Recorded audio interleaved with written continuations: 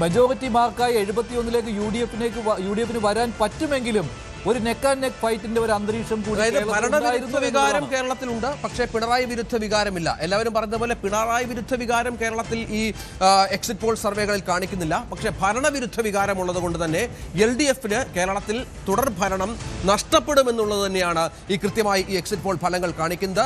അതാണ് ഈ 39.5ലേക്ക് LDF താഴാനുള്ള സാഹചര്യവും പിണറായി വിജയന്റെ പോപ്പുലാരിറ്റി 31.8% ഉയരുകയും ചെയ്യുന്നു.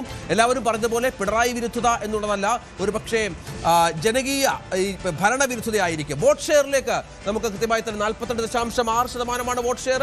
LDFനാകട്ടെ 39.5%, NDAക്ക് 14.3%, അതേഴ്സിന് 3.6% വോട്ടാണ് ഈ എക്സിറ്റ് പോൾ ഫലങ്ങളുടെ ഭാഗമായി ഈ ഫലം പുറത്തുവിടുന്നത് എന്നുള്ളതാണ്. ഭരണവിരുദ്ധ വികാരത്തിലൂടെ LDFന് കേരളത്തിൽ ഭരണം നഷ്ടപ്പെടാം, UDF ഭരണത്തിലേക്ക് തിരിച്ചു വരാം. അത് വളരെ കൃത്യമായി തന്നെ ഈ എക്സിറ്റ് പോൾ ഫലങ്ങൾ കാണിക്കുന്നു എന്നുള്ളത്. അതിനകത്ത് മറ്റൊരു കാര്യം കൂടി, ഞാനിത് തന്നെ പ്രധാനമായിട്ടും കാണുന്നത് മേഖല തിരിച്ചുള്ള ഫലങ്ങൾ കൂടി നമുക്ക് ഇതിനകത്ത് ശ്രദ്ധിക്കേണ്ടതായിട്ട് വരും. ഈ മേഖല തിരിച്ച് നോക്കുകയാണെങ്കിൽ വടക്കൻ കേരളത്തിൽ നേരത്തെ പറഞ്ഞതുപോലെ 48 സീറ്റുകളിൽ അല്ലെ ആർക്കാണ് മേധാവിത്വം എന്നുള്ളതാണ്.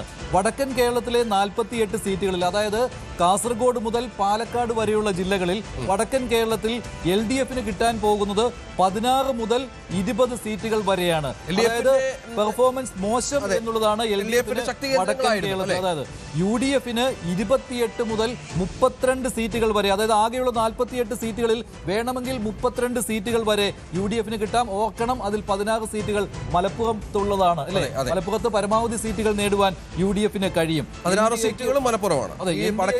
ഒരു സീറ്റ്, അതായത് ഈ കിട്ടാൻ പോകുന്ന 75 സീറ്റുകളിൽ UDFന് 28 മുതൽ 32 സീറ്റുകൾ വരെ കിട്ടാൻ പോകുന്നത് വടക്കൻ കേരളത്തിൽ നിന്നാണ്. LDFന് പക്ഷേ അവിടെ 16-20 ആയിട്ട് LDFന്റെ ശക്തി കേന്ദ്രങ്ങളായ വടക്കൻ കേരളത്തിലെ പല മേഖലകളിലും ഇത്തവണ അവർക്ക് തിരിച്ചടി ഉണ്ടാകുമെന്ന സൂചനകൾ തന്നെയാണ് ഇപ്പോൾ നമുക്ക് ലഭ്യമാകുന്നത്. ഏറ്റവും പ്രധാനം അത് തന്നെയാണ്.